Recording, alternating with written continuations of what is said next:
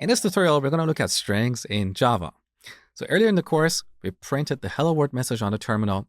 This hello world that we have here is a string, or more accurately, it's a string literal. That means a string value.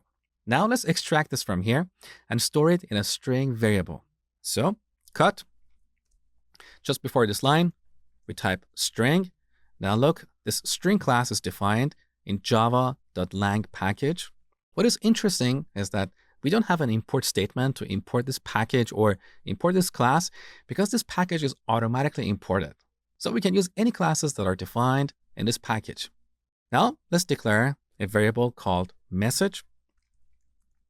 And because this is a reference type, we should instantiate this variable using the new operator. So new string, and here in parentheses, we type our message, hello world.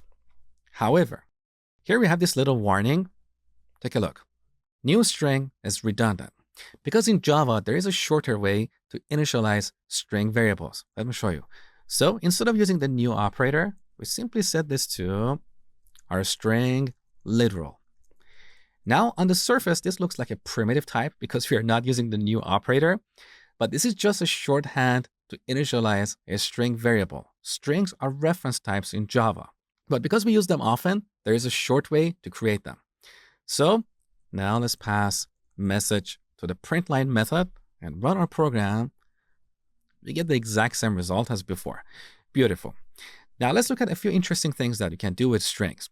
We can concatenate or join a string with another one using the plus operator. So here we can combine this with another string with 2 exclamation marks. And here's the result. Now, because string is a class, it has members that we can access using the dot operator. So we can type message dot, and these are all the methods or functions defined in the string class. For example, we have this method here ends with, and with this, we can check to see if our string ends with a character or sequence of characters. For example, here we can pass a string to see if our message ends with 2 exclamation marks. Now, instead of printing the message, let's print this expression here. So let's run the program. We get true. So this method that we have called here returns a Boolean value, which can be true or false. We also have another method starts with. Let's take a look. Now in this case, we get false because our message doesn't start with 2 exclamation marks. Another useful method is length. So we can call that to get the length of a string, which is the number of characters. So message.length, take a look. So in this string, we have 13 characters. And this is useful in situations where you want to check the length of the input by the user. For example, you might have a sign-up form with a username field. You can check the length of someone's username and give them an error if the username is longer than, let's say, 20 characters. Pretty useful. We also have another method that is index of, and this returns the index of the first occurrence of the character or the string that we pass here. For example, if we pass h, the index of h is 0. So let's run the program. There you go, we get 0. If we pass e, we get 1 because the index of the first e in this message is 1. Now, what if we pass a character or a string that doesn't exist in this message? Let's say sky. We get -1. So with this method, we can check to see if a string contains certain characters or words or sentences and so on. Another useful method is replace. And with this, we can replace one or more characters with something else. For example, we can replace any exclamation marks with, let's say, a star. So this replace method has 2 parameters. One is target, the other is replacement. And here we're passing 2 values for these parameters. Here's the first value, here's the second value, and we have separated these values using a comma.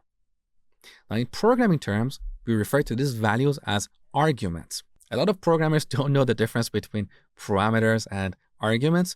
Parameters are the holes that we define in our methods. Arguments are the actual values that we pass to these methods. So in this case, target and replacement are parameters, but exclamation mark and asterisk are arguments. Now let's run this program and see what happens. So our exclamation marks are replaced with stars. Now what is important here is that this method does not modify our original string. It returns a new string. So if we print our original string right after SRUT, tab, message, you can see the original string is not changed. Because in Java, strings are immutable. We cannot mutate them. We cannot change them. So any methods that modify a string will always return a new string object. Okay? We also have another useful method, toLowercase. Let's take a look. So toLowercase converts all characters to lowercase. And once again, you can see that the original string is not affected because this method returns a new string. Okay? We also have toUppercase. And another useful method is trim. And with this, we can get rid of extra white spaces that can be at the beginning or the end of a string. Sometimes our users type unnecessary spaces in form fields. So using the trim method, we can get rid of these white spaces. Let me show you. So I'm going to add a couple of spaces before and after our message. Now, when we trim it, these white spaces are going to get removed. Take a look. So here's the original string. You can see 2 white spaces at the beginning. And here's our string after trimming. So these are some useful methods in the string class, but this class has more methods that we don't have time to cover in this lecture. But as we go through the course, you're going to learn more about the string class and other useful classes in Java.